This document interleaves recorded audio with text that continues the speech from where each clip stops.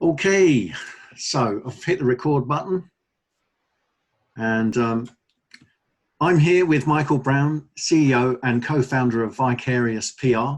Michael has years of industry experience as a journalist, reviewer, editor and PR and marketing specialist. Bootstrapping Vicarious from the ground up in as little as 3 years, he's turned a boutique agency into an international award-winning video game PR and marketing machine. Michael's headed up campaigns for some of the industry's biggest games over the past few years and has also won the 2018 PR New Rising Star Award. Michael, welcome and thanks for joining us today at the Business of Indie Games. Thanks for having me. Welcome. I'll dive straight in. Can you tell us a little bit about your what games that you've promoted and what your history is in PR in games? Sure. So Vicarious was started around 3 years ago. And then since that time, we've covered everything from large AAA games on PC and console to mobile games. So things like Ring of Elysium, Pubg Mobile, Game of Thrones Beyond the Wall, and countless others. We particularly enjoy working with indie games as well. So we try and have a nice balance between the two. Wow, that's fabulous. I mean, it sounds like Pubg could have been something, just that would have kept you busy, right? Yeah. They tend to, games like that tend to, especially large multiplayer ones. One of the things that we do, I think, well, is that we try and make every campaign a little bit different rather than sending out template stuff.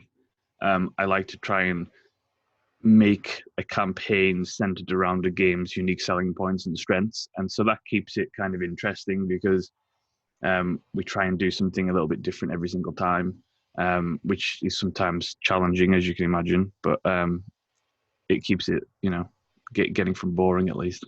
Yeah, I can imagine. It's like that makes everything tailored rather than templated, which is right. Brilliant for your customer as well, I would say. Well, that's the goal anyway. Yeah. And we're here to talk today about massive shifts in games media in the last year. And I'd love it if you could tell our audience, some of what's been going on and how this affects new indie devs and studios alike. Yeah, I mean, there's been a couple of big shifts in the past couple of years, I think, and I think some of them have been coming on for a long time.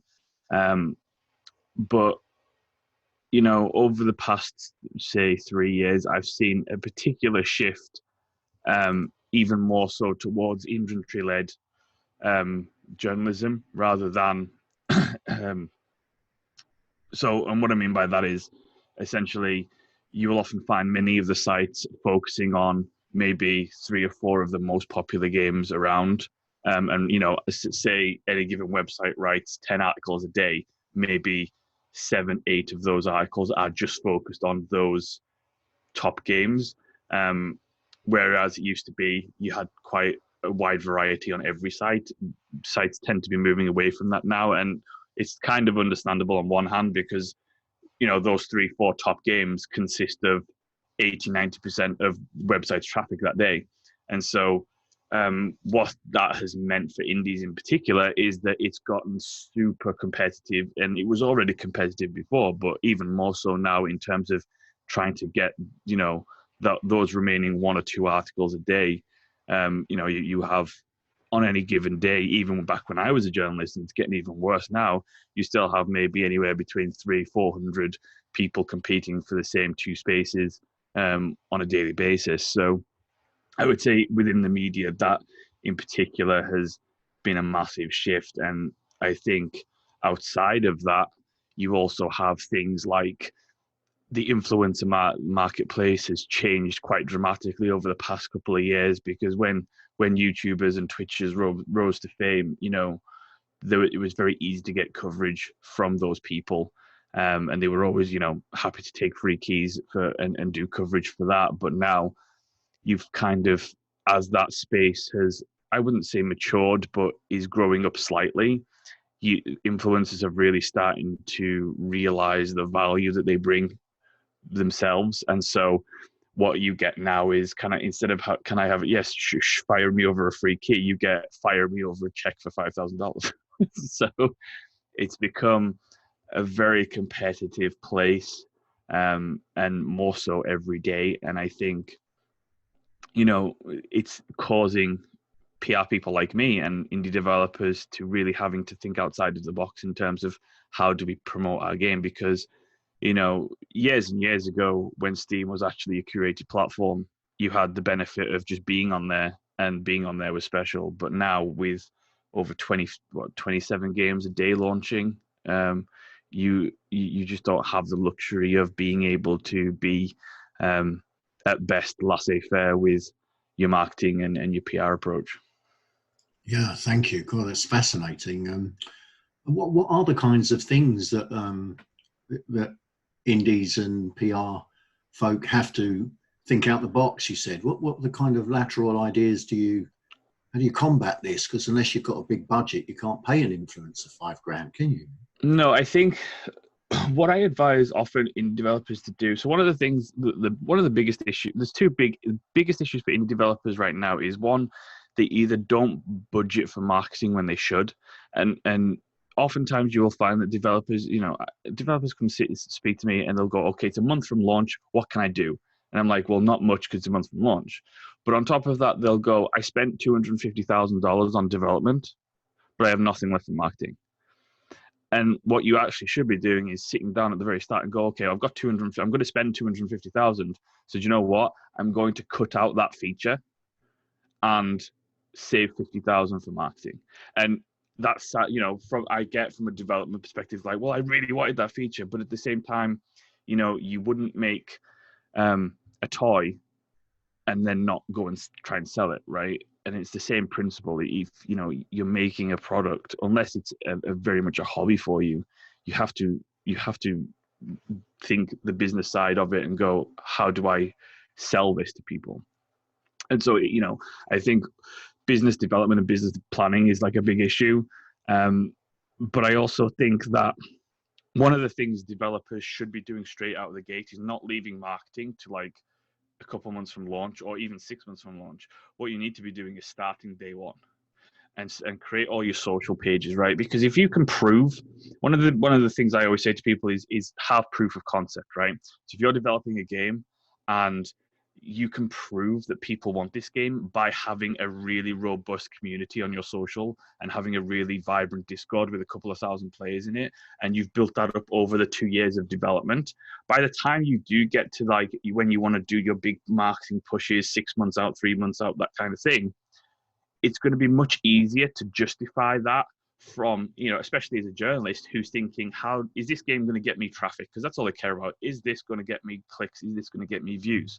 And so if you can prove, and you can go, oh, look, our Facebook has 15,000 people on it and it's all organic, right? And we've built that up over time. If you can prove that there's an audience for this, that makes getting coverage much, much easier. And so you have to think about it like a value transaction when it comes, because a lot of developers and sometimes PR professionals, unfortunately, they think of it like they come to the table begging for scraps from journalists or influencers. They go, please cover me, please cover me. We're an indie game. Well, remember that there's 400 people that day doing the exact same thing. So if you can come to the table with a value proposition and say, we've got this really cool game, it's really unique, and we've also got an established audience of like 25,000 people, that makes it much more interesting for a journalist to go, hey, maybe they've got something here.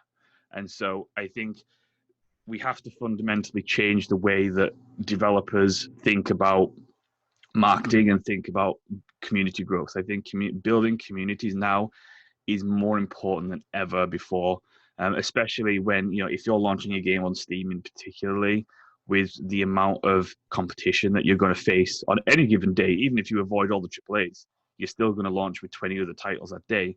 Having a really solid foundation to tap from day one is more vital than ever.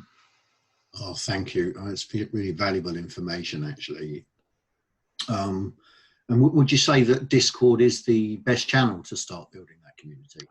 I think Discord is a really great place to funnel people into. I mean, what you want to create from the get-go is you want to create what is known as a marketing funnel, and as particularly for community building. I think one of the best ways to interact with community is through Discord, because Facebook and Twitter are all well and good, but it's still very impersonal. Whereas if you use Facebook, Twitter, TikTok, Instagram, whatever it is, and you've used them to, I would say, reach the masses, but then funnel those in after that point. So say they like your Facebook page, and then you always promote your Discord and funnel all those people in your Discord. And what you end up with is a really great place to interact with fans of the game. It's very personal. It turns people from just a casual, interested person to a really loyal fan of the studio and the game, because they get to interact with the developer and feel a part of the progress as it goes through. And then that way, Discord itself is a really great way to, communicate with fans on day one, especially because with Facebook, you post on Facebook and there's like a 15% chance that they'll actually see it. So at least with Discord, everyone's going to be there. You're going to be able to, contact everybody, and that way it's, a much more better experience overall. Thank you. I mean, this is already turning into a very insightful interview for our audience, and I very much appreciate it. Can you tell me, what do you see happening in the next 6 months in this sort of shifting games media landscape? I think in the next 6 months in particular, I think we're likely to see more of the same. I think, it's going to be a challenge to get coverage, especially for indies. I think without really good education on what, indies need to do marketing wise from day one, I think it's going to continue to be a struggle. Steam sales are declining rapidly all the time at the moment, and I think that's partly due to the oversaturation, but as well as just the lack of good marketing on the developer's side. In terms of the media, I think we're going to see more of the same. I don't see any massive shifts really. I think we'll continue to see, particularly on the media side, I think we'll continue to see them trying to find ways to improve traffic and create content that gets clicks and views. The influencer side, I don't see any major, changes to what they're doing. I hope that they at least try and find a way to not only want money for coverage all the time, which would be great. But I certainly hope that it would be nice to have a couple of new platforms to actually broaden the landscape a little bit, as from YouTube and Twitch. I think Mixer is going to see some certain growth as well.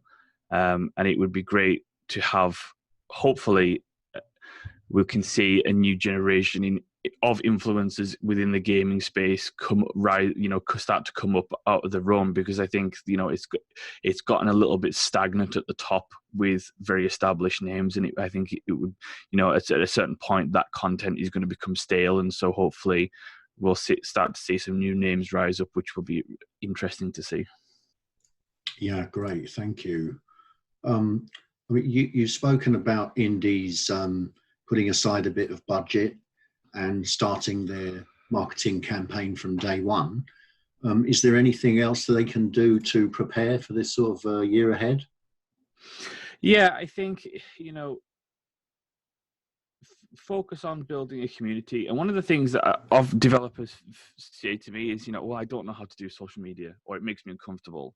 And I think that's very natural. It's less of a case of doing it right, because there's no totally right way to do it. It's just about staying true to the game and staying true to you, and not sounding like a corporate faceless head office kind of thing.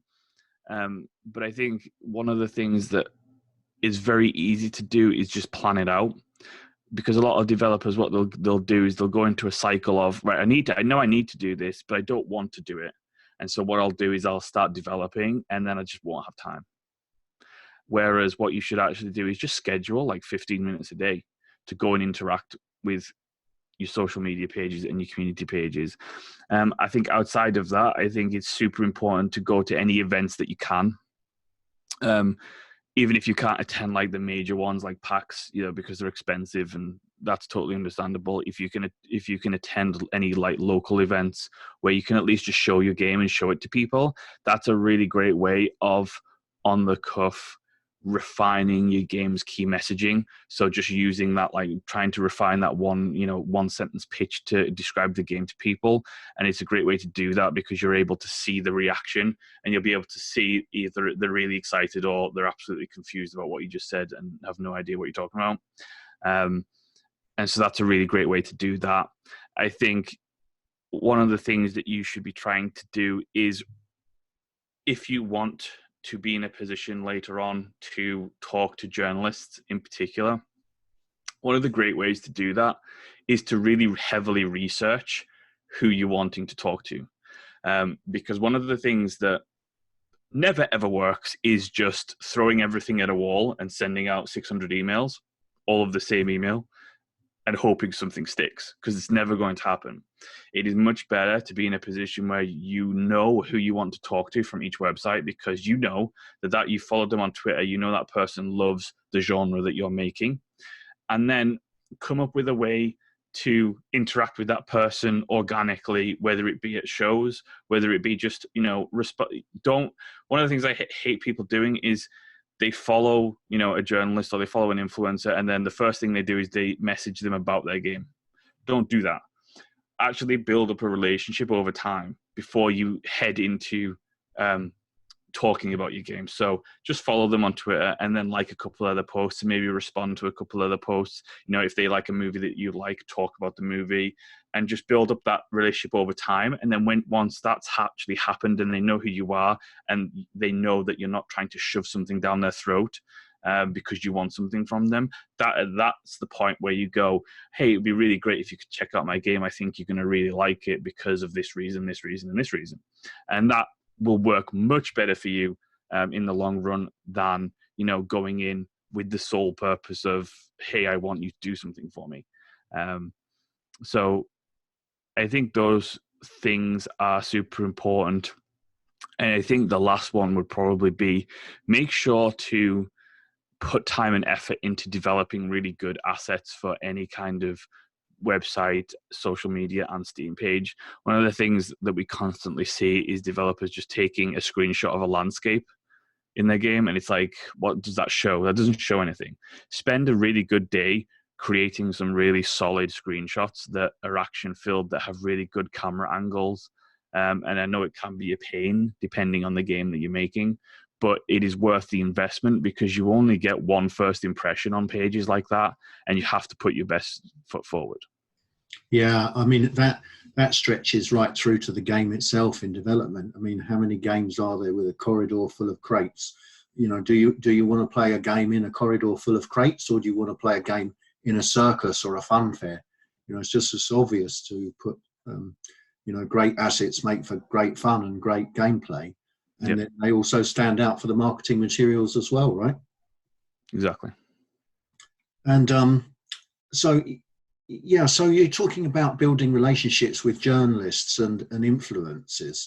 And is that, do you mean just like striking up a conversation and getting to know them and watching their work and then making comments in their chat box and stuff? Yeah. Come into it like treat them as an actual person and not as a tool that you want to do something, right? Because they are actual people, and so it's much better to actually treat them like that, and then ask for something when you've built up a relationship. Because you ask anybody, if I just send you an email saying I want you to do this, it's not really particularly polite, or it's not going to make you feel good, is it? Right? So why would you expect a journalist to be the same just because it's their job to write about games? And so it is much better to spend time. And like I said, this is why you have to start straight away, right? Because if you start straight away, by the time that you actually need this stuff to happen, you've put the work in to build the relationship up. Yeah. I mean, they'll probably ask you, what are you working on, right? Exactly. So I think that's that's one of the reasons why you have to start early, is to really build those relationships up, and it takes time. And when you leave it so long that you're 6 months out of development, that's when, and you go, oh, I need to start doing something, and you start panic rushing to do it, and that's when you get really pushy, and that's when people don't like you anymore. So yeah, understood. So you talked a little bit about what to do at the start of a project and about building relationships. But I've heard you talk about like the need for a proper PR timeline. What advice do you have? How does that timeline run, I think is what I mean. Sure. So I mean, this varies from game to game quite wildly, because ultimately, a 40-hour RPG is going to have a lot more to talk about than, a straight up 4-hour puzzle platformer. It ultimately comes down to the development timeline. It comes down to release dates. It has multiple factors within it, but it is good to try and get something down on paper where you're like, okay, I'm going to do this, then, and then build everything around those areas, so that you have a very clear timeline and a very clear direction in where you want to go. By doing that, you're able to look for opportunities that otherwise wouldn't be there. So, for example, if something, there's a big topic in the media, for example, loot boxes, right? If everyone's talking about loot boxes and you have something relevant to say on loot boxes within your game, I think, you can then utilize that to try and get coverage as well. But, one of the things that I always say to people is develop a marketing calendar and a PR timeline, so that, one, you can stick to it. Because if you don't have something planned down, then it's going to get moved around and switched up, and it's not going to be done properly, right? So you have to be able to create a timeline to stick to something within reason, because obviously, game development is good. Game development, things get delayed, but ultimately you should try and stick to any kind of timeline.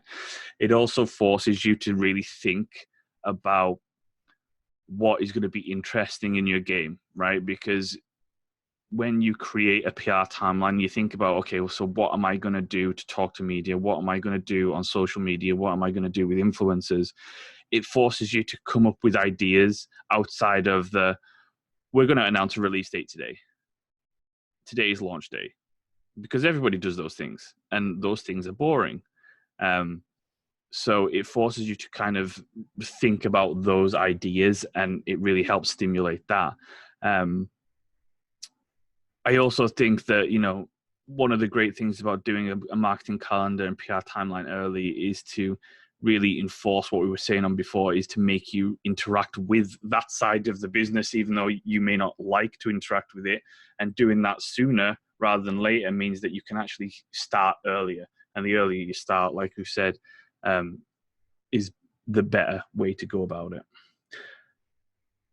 Thank you. Do you have any examples of things that stand out, other than today's launch day? Sure. I mean, so it varies depending on the game, right? So it ultimately, there's lots of factors that comes into it. So you can think about the theme of your game, the story of your game. Is your game political? Does your game have something? Is it a social commentary? Does it have something to say that's relevant? Or is it, is there something about your game that's unique within the mechanics? All of those kind of things, are well worth it. One of the things we did for a client a couple of years ago was we focused on talking. They were from an Eastern European country that doesn't have a very large game development scene. And so what we did was we focused outside of the normal release dates and all that kind of thing. We tried to focus on getting articles written about the game industry scene within that country and having them included within that and having them be the actual interviewer. And so what that allowed them to do was they got coverage for their own game development studio from a business standpoint, but it also really put them on the spotlight within that scene and let them become an industry leader within their own game development space. And there's just unique stuff like that you Yeah, can. that's really clever, actually.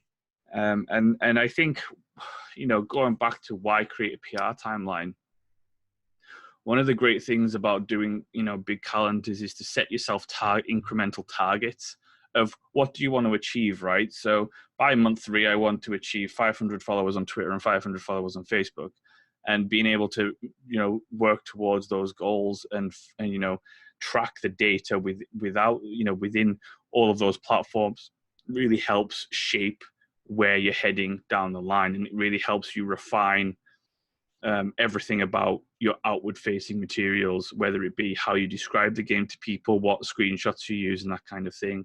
All of those go together. Thank you. So Vicarious take a very different approach to working with their clients, analytical, testing based, setting up systems to work out the messaging that works and then the messaging that doesn't work for a game discovery. You've lots of experience in applying a data-driven and analytical approach to PR. What can you tell us about Vicarious's unique approach and how that works? Sure. So one of the things that has always bothered me about marketing in general, but PR specifically, is people will complain that it's too vague or it's not quantifiable. And I've always said that isn't true. And they go, well, prove it. And so I did. And I went out, and when we started the company, we'd worked in journalism for a couple of years. And before that, we'd worked in other industries on the business end and on the analytical end. So we'd all had experience with data. We'd all had experience with marketing from other industries. And so we put that all together within video games PR, because one of the things that I never liked hearing about was companies or freelancers who you would pay for a month, and then all they would do was send you an article, it's like a spreadsheet with links, like with a couple of links on, and go, there you go, that was what we did. And it's like, well, how valuable are those articles? How many people saw those articles? Where's the quantifiable data that I can show ROI? And I think ROI is super important in everything that you do. And for us, internally, I believe that, all my employees and my staff, they should always be looking to improve their skill set and come away with, new experiences and try unique creative things. Because I think if you don't do that, then you're just not having a good time in the general sense. So, and I can't expect my employees to improve on something when we've got no data to see, have a baseline on. So when we came into it, I wanted to create something that really tracked as many data points for PR as possible. And so we tried to track things like, so we used a couple of different software things, a couple of different formulas, and a bunch of other stuff that I won't bog down into detail with today.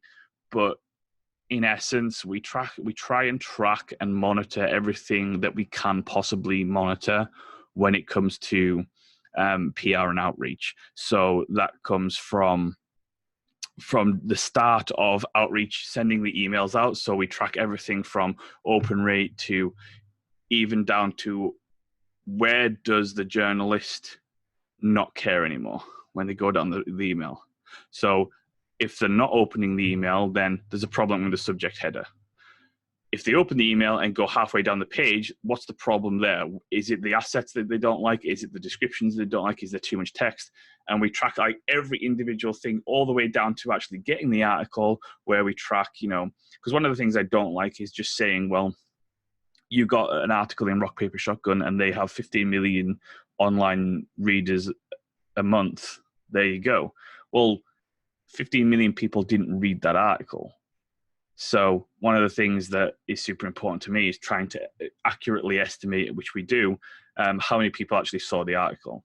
And then, having the social aspect to it. So tracking all the social shares and tracking the mentions, and really combining all of these different data points to get an accurate picture of the actual value of any given article. And, by doing that, I think we create something that is not only good for clients, but I think it's actually useful.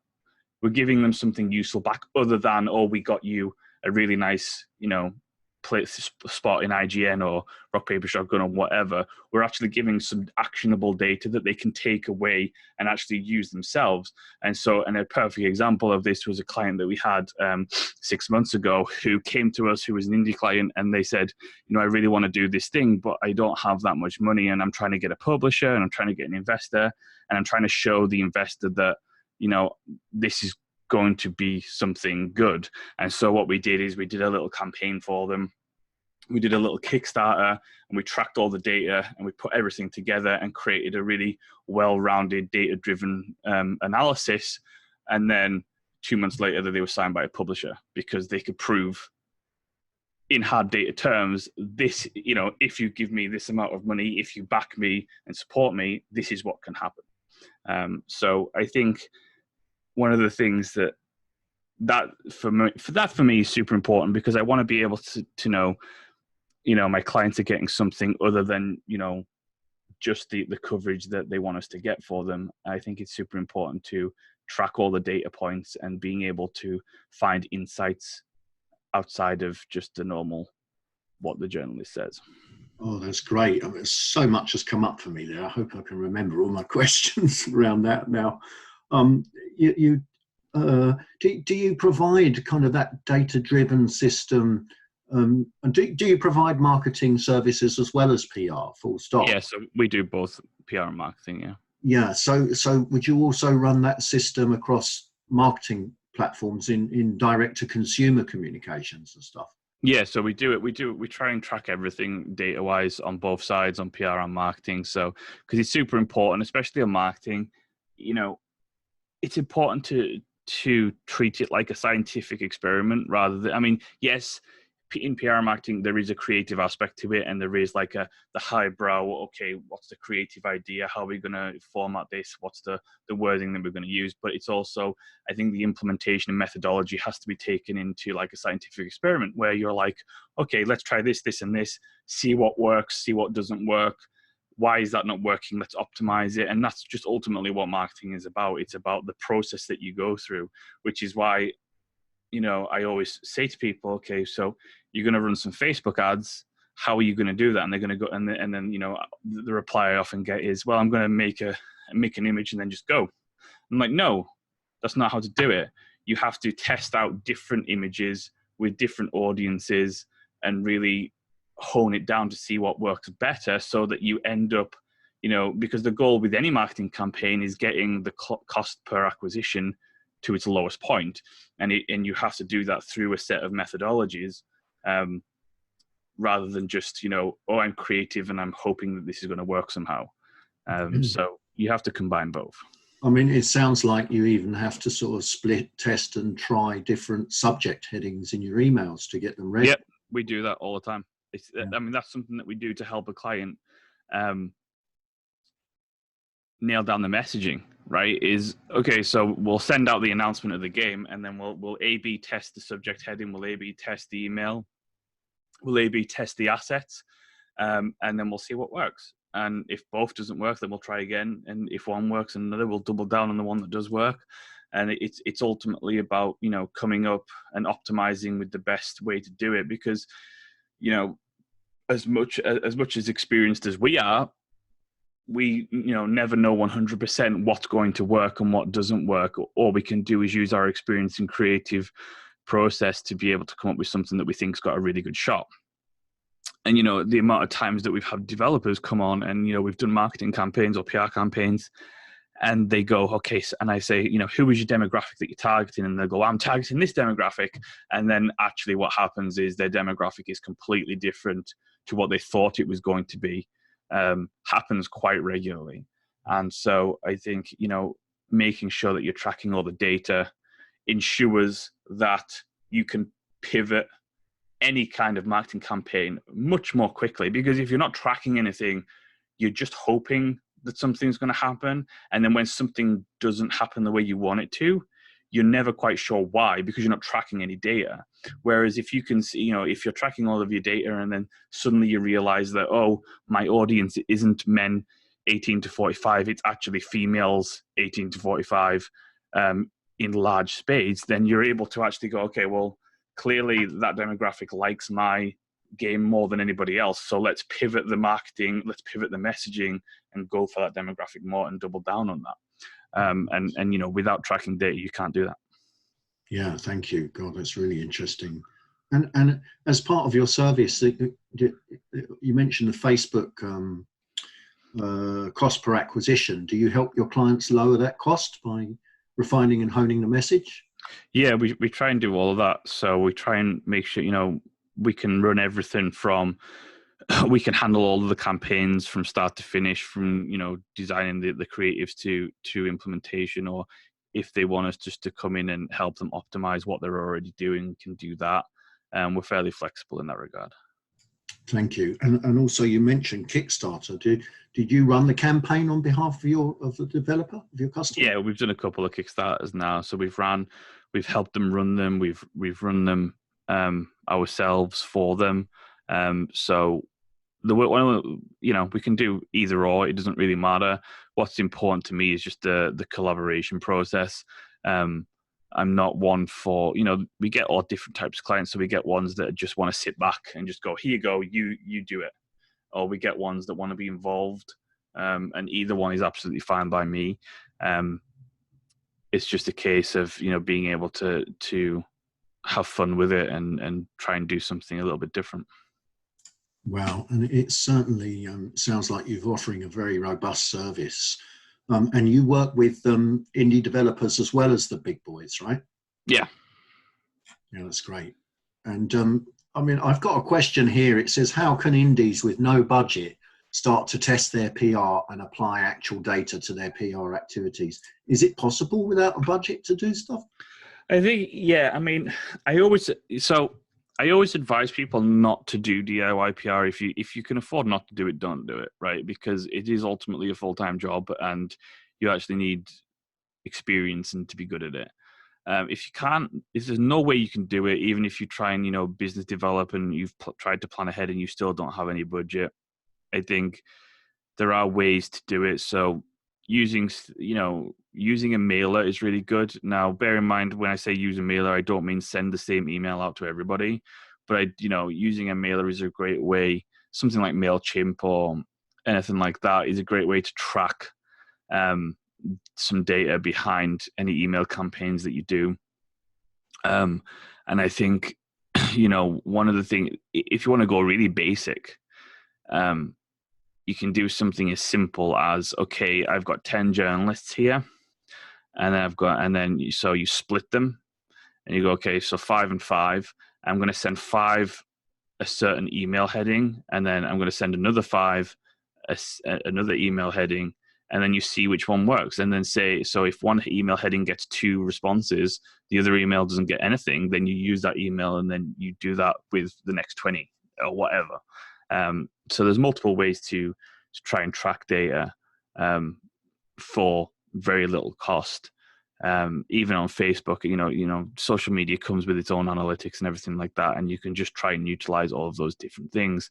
One of the best ways to do it on a really small scale budget is to just simply use Google Analytics, right, and funnel everybody to your website. And then you'll be able to see kind of the behavior that you get from your website in terms of who's clicking, you know, which traffic's coming from where, which demographics there are, who's clicking what, how long are they staying on the site, who's clicking to Steam page, everything like that. You're able to, you know, it's a great way to do it. Oh, that's great. And I've got 2 more questions, if that's all right. Sure. One is, do you have a sliding scale, you know, of costs for like the indie developer who may not have the budget, right up to the big guns? Yeah, I mean, I think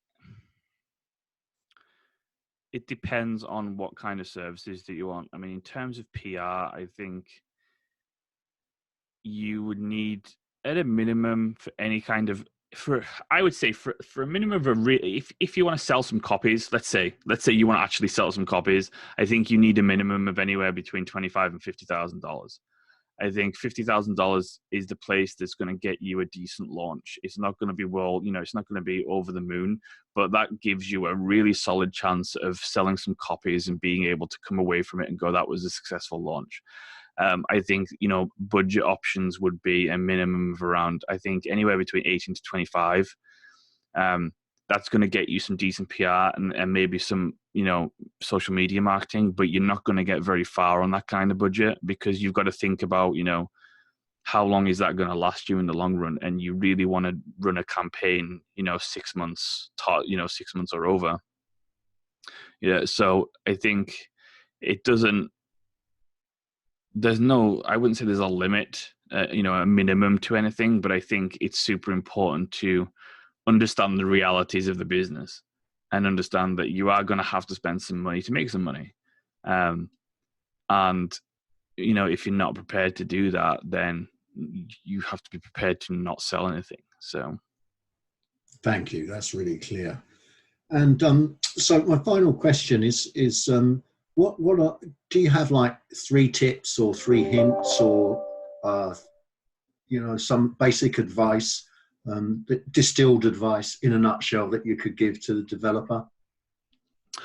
Yeah, I think my distilled advice would be start early. I think, day one, start, build your social pages, start your community outreach, day one. Even if you don't have anything much to say, just post whatever you're working on the occasion. I think so. Focus on community building. That's going to be key. I think the second one would be plan and do business development correctly. So make sure you have a budget. There's a ton of indie game funds around that help with development costs, but ultimately, the buck stops with you. And if you are actually wanting to, create a games company and make a living off this, then you have to sell copies. And if you don't sell copies, you're never going to do this, for a living. So you have to plan in advance to actually be able to spend some marketing money. And I think the third one is that when you're looking for, if you do get to the point where you are in a position to spend some money, you've got a marketing budget and you want to look for partners, I think you choose your partners very carefully. Make sure that, they like the game, that they've played the game. Make sure that, you feel comfortable with them as people and they feel passionate about your game. Whether it's PR companies or publishers, you have to make sure that the people that you're working with are the right people. And going in on hope alone just because you've heard good things or they've worked on a certain game is never a good way to go about it. I think it's super important to be, make sure that they're passionate about your game specifically. So. Thank you. That's really great advice, actually. You just on that last point, you mentioned there are tons of indie games funds out there. Is that right? Can you list a few of those for our users? Yeah, so I mean, it depends. So there's plenty, depending on where you're located. So I mean, I know the UK has a couple, the US has a couple, Canada has a couple. So there's often like a lot of country-specific ones that go around, whether it's specific game funds or creative funds. There's also a couple of indie game funds that are being set up and or already exist, like Kowloon Knights. So there's, if you do, it only takes like a couple of Google searches and you'll find quite a few around, and it's always worth applying to those type of things, just, to be able to try and get that extra bit of funding. And I think, being able to do that works really well. I mean, it depends on what you go for as well. So some countries like Canada, for example, they offer a wider range of different funds.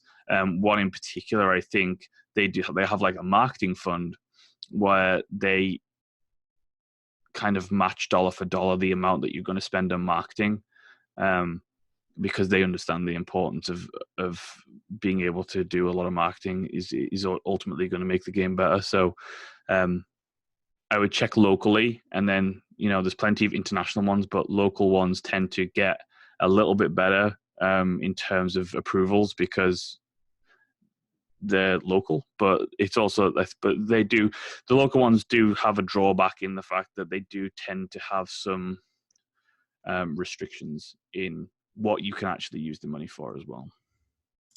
Thank you. And how can our community reach out to you if they want to get in touch?